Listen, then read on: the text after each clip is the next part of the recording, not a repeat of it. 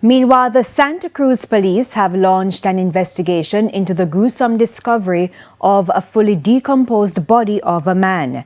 TVJ News understands that the body was found about 8 o'clock Sunday morning in a remote area close to the Santa Cruz Police Station.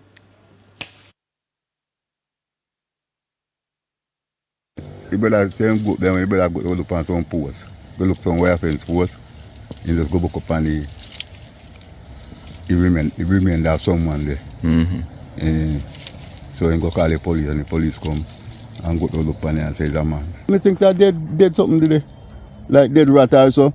For me, if someone better next door then now. I think that him applies a rat. I send the idea about me and it sounds like a rat to me, like a dead rat.